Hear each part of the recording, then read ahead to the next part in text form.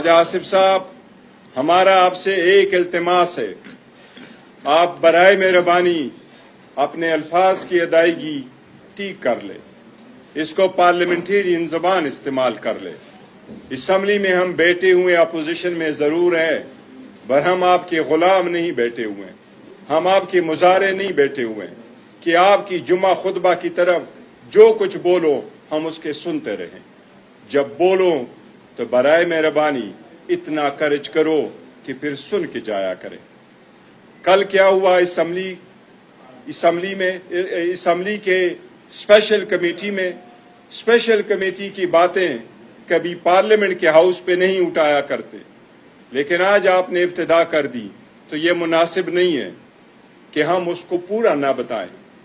कल एक वीडियो आपने चलवाई, आप ही के बंदों ने करवाया होगा, तोड़ी चली और उस पर पूरी तफसील क्या है वो लोगों ने नहीं सुना।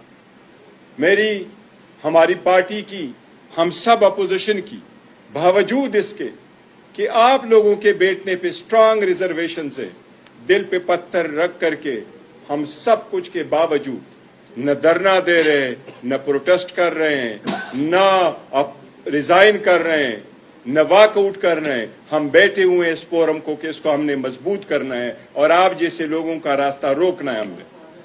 लेकिन उसके साथ जब हम स्टेप ले रहे हैं, बावजूद इसके कि हमारे साथ ज्यादती हुई, हमारी बहनों के साथ, हमारे बच्चों के साथ, हमारे कारोबारों के साथ, हमारे साथ हर इलेक्शन हमसे गवाया गया है, वो आप लोगों ने देखा, उसके बावजूद हम चल रहे। लेकिन ये जरूरी है कि मैं आपको बताऊं कल स्पेशल कमेटी में क्या हुआ था, मैं आपको वर्ड टू वर्ड बताता हूं। मैं ये रिमार्केबल साथ चलता फिरता होता हूं। मैंने आज इस असम्बली के सेक्रेटरी को मुखातिब करके बाद में कह के कहा है कि आप अपने मिनट्स निकाल लेंगे, मैं अपने मिनट्स निकाल लूंगा। आप लोगों ने एटलीस्ट टाइम नहीं लिखा होगा, मैं टाइम भी लिखता हूं। मैंने इतने मिनट्स लिए हैं कि मेरे और आपके मिनट्स में कितना फर्क है। मेरा मिनट्स इनसे ज्यादा तफसील में होगा। ख्वाजा आसिफ साहब ने कल बात की। सबसे पहले बात यह हुई कि मैंने ये पॉइंट आउट उठाया था अपनी पहली तफसील में, जो ये जिक्र कर रहे कि मैंने वॉकआउट किया और पार्टी का जिक्र किया। मैंने ये कहा था कि जनाब चेयरमैन खुर्शीद शाह साहब, आपको चेयरमैन बनाया गया, हमारी ख्वाहिश थी कि हम में से चेयरमैन बनता। हम आपके साथ 3 बंदे अपोजिशन के बैठे हैं, बाकी आप सारे हुकूमत ही हुकूमत है।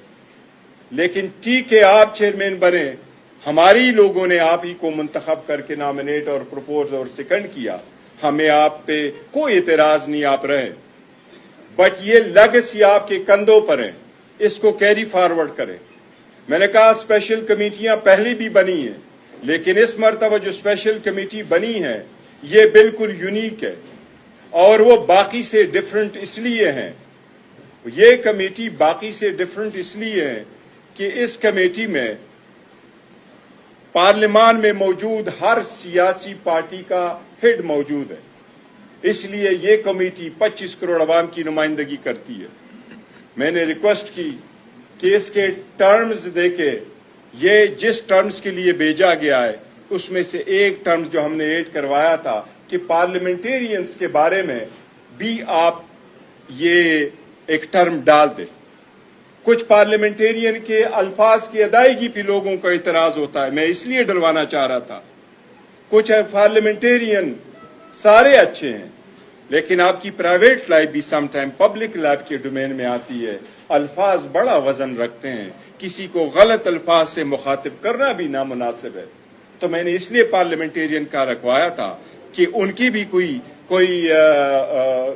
अकाउंटेबिलिटी हो और उस पार्लियामेंटेरियन की भी कुछ शिकवे शिकायत है, कुछ कोटाया जाता है, कुछ किया जाता है, उनके साथ सख्तियां होती है उनकी फैमिली के साथ, तो उनके लिए पहला फोरम ये फोरम है, इसलिए उठाया।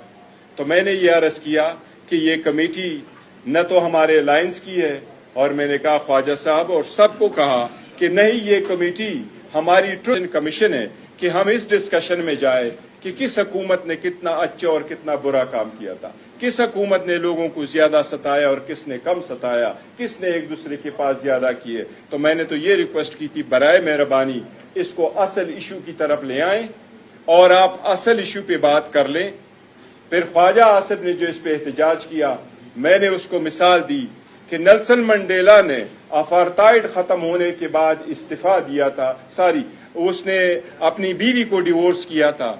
जब डिवोर्स का वक्त आया, लोगों ने पूछा बीवी को आप डिवोर्स क्यों कर रहे हैं, उसने कहा अपार्थाइड का वक्त खत्म हुआ, मैं चाहता हूं कि आगे की तरफ बढ़ूं, बदला मैं सफेद लोगों से ना लूं, सफेद फार्म से मैं बदला ना लूं, लेकिन मेरी बीवी सख्ती बर्दाश्त कर चुकी है, इसके दिल में वो आग पड़ी है। मैं चाहता हूं, मैं समझता हूं कि अगर मैं इस बीवी के साथ रहूंगा तो मैं अपना पॉलिटिकल रास्ता छोड़ना पड़ेगा, इसलिए मैं ये बीवी को छोड़ दूं तो मैंने बीवी को छोड़ना है, बट मैंने ये पॉलिटिकल रास्ता अपनाना है और मैंने पास्ट की तरफ नहीं जाना।